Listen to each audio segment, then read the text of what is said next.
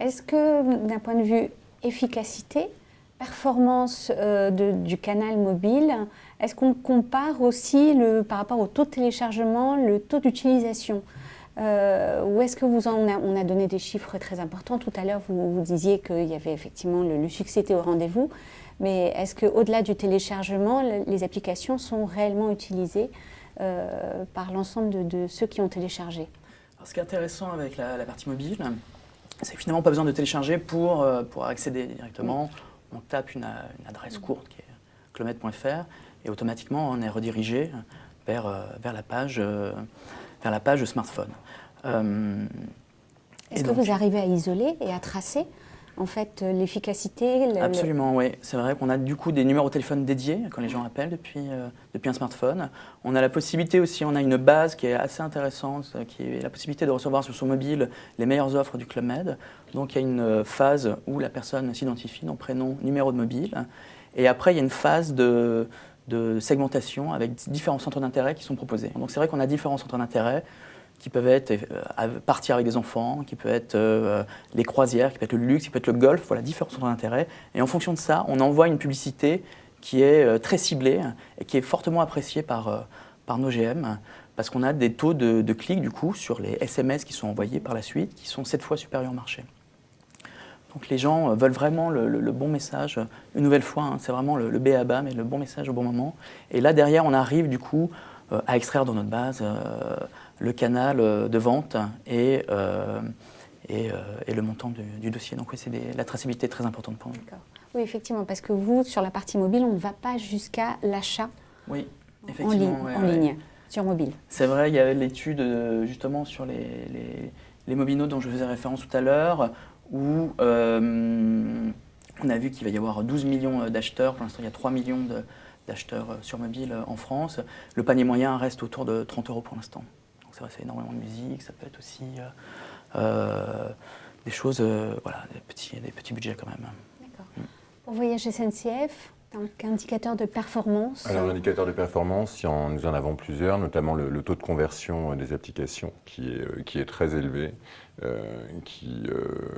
qui s'approche vraiment de celui du site. Et puis aussi ce que nous mesurons finalement, c'est la pose d'options réalisée sur mobile et concrétisée sur le web. Ce sont vraiment les KPI principaux que nous suivons aujourd'hui. Donc une base très active, un panier moyen supérieur à la moyenne du marché très clairement. Et puis ce que nous mesurons aussi, c'est la complémentarité d'usage par rapport au web, avec beaucoup d'achats dernière minute et d'échanges express. Mais en tout cas, voilà, c'est surtout le taux de conversion, le chiffre généré bien sûr, et puis la pose d'options concrétisée ensuite sur le web que nous suivons. Pourra.fr. Oui. Alors pourra.fr, en fait, nous étudions, je dirais, les retours de notre application d'abord sur le plan qualitatif. Comme je vous l'ai dit tout à l'heure, on est à 100% de recommandations. Donc c'est quand même un signe exceptionnel de satisfaction de nos clients. On étudie également les retours, les notations bien sûr sur l'App Store, mais aussi les échanges réguliers que nous menons. Nous menons en fait en live des sondages avec nos clients et on se rend compte que ces nouveaux services ont vraiment atteint leur objectif, que les clients attendaient véritablement ce type de service, mais que ça ne veut pas dire qu'il faut s'endormir. Il faut continuer à avoir, un train d'avance, et donc c'est pour ça qu'on réfléchit véritablement à des projets plus ambitieux sur de nouvelles interfaces, sur de nouveaux modes de navigation et de e-commerce alimentaire en France. Donc ça, sur le plan quali, je dirais que c'est très très satisfaisant. Sur le plan quantitatif, il y a 2 points qui sont importants. Le premier, je dirais, c'est le volume des commandes. On se rend compte que maintenant, la logique multicanal dans l'achat est vraiment rentrée dans les mœurs chez nos clients. C'est-à-dire qu'une même commande va pouvoir passer de façon totalement indolore d'une interface à une autre. Vous allez pouvoir commencer avant de partir le matin une commande, récupérer une liste, dans le bus, regarder, je veux dire, ah mais ça c'est... j'avais oublié de mettre ça, je vais le rajouter aussi.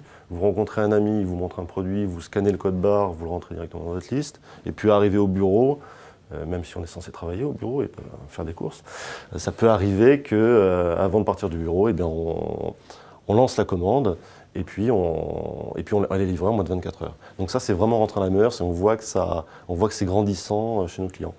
Et dernier point au niveau quantitatif, c'est le recrutement. Au départ, ça n'avait pas été vu spécialement comme un canal de recrutement, et bien ça l'est.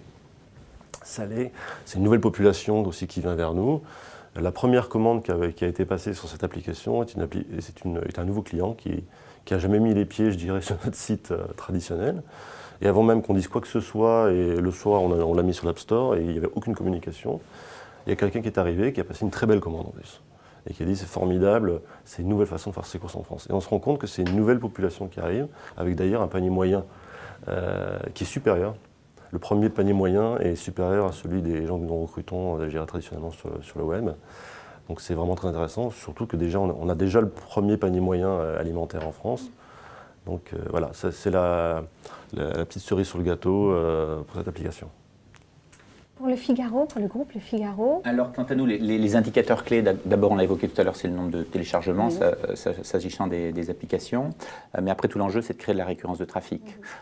Donc, pour ça, effectivement, il faut que le produit soit fidèle à sa promesse. Donc, des applications qui se chargent rapidement, avec une information à la fois profonde et chaude. Un indicateur clé de ce point de vue, c'est également le nombre de pages vues par visite, donc de l'ordre de la dizaine, ce qui est un beau ratio. Ensuite, on est aussi attentif à la valeur relative de ce que pèse le mobile dans l'ensemble de notre consommation Internet. Et on voit que c'est un chiffre qui croît de manière assez régulière au fil des mois. Et je vous l'évoquais tout à l'heure, on est de l'ordre en pointe de 15 à 20% de notre trafic qui est désormais réalisé sur les interfaces mobiles. Donc c'est tout à fait considérable. On voit que là, il y a un usage qui s'est considérablement ancré dans la population avec une vraie complémentarité, avec effectivement un usage très tôt le matin, très tard le soir et le week-end, de sorte que voilà, on arrive effectivement avec l'ensemble de notre batterie de médias à ne jamais couper le fil avec l'internaute tout au long de la journée.